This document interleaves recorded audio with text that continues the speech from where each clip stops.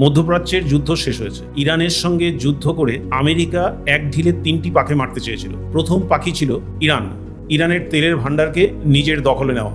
দ্বিতীয় লক্ষ্য ছিল ইরান সহ মধ্যপ্রাচ্যে চীনের দাদাগিরিকে স্তব্ধ করা। তৃতীয় এবং সর্বশেষ লক্ষ্য ছিল ভারতবর্ষকে ভেঙে টুকরো টুকরো করে দেওয়া। কিন্তু ভারতবর্ষকে ভাঙা যে এই মুহূর্তে মোটেও সম্ভব নয় তা পুনরায় বুঝলেন ডোনাল্ড ট্রাম্প। তার কারণ, ট্রাম্প চেয়েছিলেন ভারতবর্ষে পূর্বাঞ্চলে অস্থিরতা তৈরি করা। সেই হিসেবে এক পায়ে খাড়া ছিল পাক নিয়ন্ত্রিত গুপ্তচর সংস্থা ISI। তারা মায়ানমার সীমান্তে ঘাঁটি গেড়েছিল। কিন্তু ভারত সরকার বিষয়টি উপলব্ধি করে আরাকান আর্মিকে পরিষ্কার বলে দেয়, এখন জীবনের মূল স্রোতে ফিরতে হবে এবং মায়ানমার সরকারের সঙ্গে সম্পর্ক মধুর করে তুলতে হবে। এমন নির্দেশ পাওয়ার পর আরাকান আর্মি চিরকালই ভারতবর্ষের সঙ্গেই ছিল। প্রয়োজনে ভারতবর্ষের সঙ্গে জুড়ে যেতেও তাদের কোনো সমস্যা হতো না। আরাকান আর্মিকে ভারত সরকারের তরফে যে কোনোভাবেই হোক বুঝিয়ে একটা জায়গায় পৌঁছানো গেছে যে এখন আর কোনো সংঘাত নয়, পাক নিয়ন্ত্রিত ISIর ঘাঁটিগুলোকে ধ্বংস করতে হবে, সেই সঙ্গে সরকারের সঙ্গে একটা সমঝোতায় যেতে হবে। ইতিমধ্যেই মিন অং হ্লয়িং, মায়ানমারের প্রেসিডেন্ট, তিনি বুঝেছিলেন যে ভারত সরকারের সঙ্গে সংঘাতে যাওয়া যাবে না এবং ভারত সরকার যে কাজটা করছে তাতে আরাকান আর্মি তাদের অনুগত হয়ে দাঁড়াবে। ইতিমধ্যেই আমেরিকা যে স্বপ্ন দেখেছিল বাংলাদেশে একটি নিয়ন্ত্রিত গণতান্ত্রিক সরকারকে উৎখাত করা, সেই হিসেবে তারা সফল হয়েছে।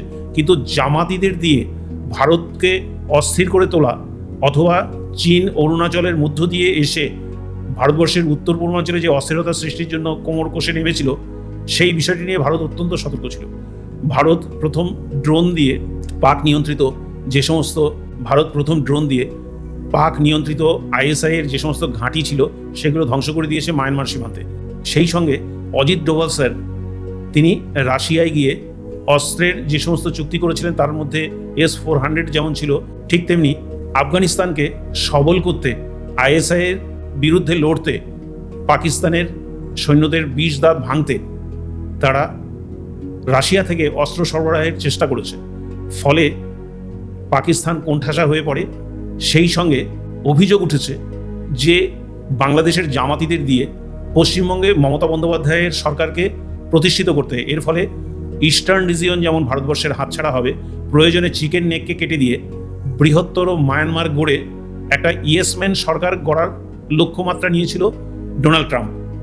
কিন্তু ডোনাল্ড ট্রাম্পের দুটো স্বপ্ন সফল হলেও তৃতীয় স্বপ্ন অর্থাৎ ভারতকে বাগে আনতে তারা পারেনি। পরবর্তীতে যখন অজিত ডোভাল রাশিয়ার সঙ্গে কথা বলে, ভারত সরকারের তরফে মায়ানমারের হ্লয়িং সরকারের সঙ্গে কথা বলে তারা একটা সমঝোতায় পৌঁছয়। চীন সেখানে প্রবেশ করতে বাধাপ্রাপ্ত হয়।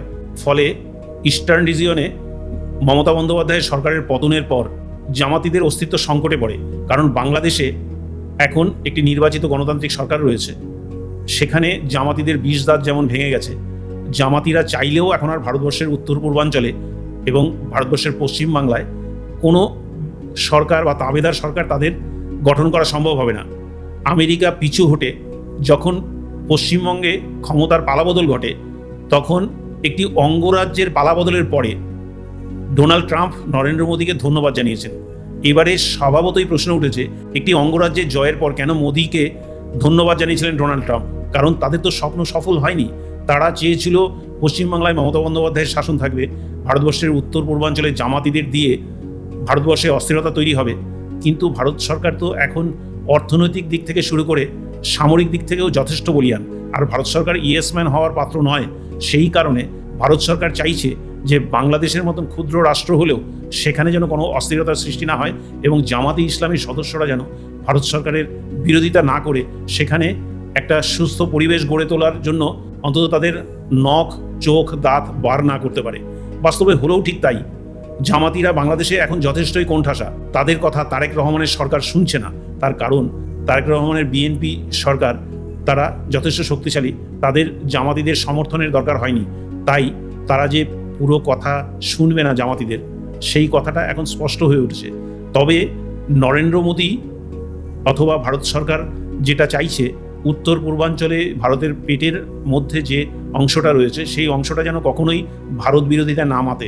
বাস্তবে বাংলাদেশের মুজিবুর রহমানের সরকার যে বাংলাদেশ গড়তে চেয়েছিলেন, সেই সরকারকে প্রথম দিকে চালিত করতে দিলেও পরবর্তীতে তাকে নিধন করে সেই সরকারকে অস্থির পরিস্থিতির মধ্যে ঠেলে দেওয়া হয়। শেষ জুলাই আন্দোলন করে বাংলাদেশে যে সমস্যার সৃষ্টি করা হয়েছে তা সারা বিশ্ববাসী জানেন। এই মুহূর্তে প্রশ্ন হলো, শেখ হাসিনা সরকার কি বাংলাদেশে ওখানে পৌঁছতে পারবেন?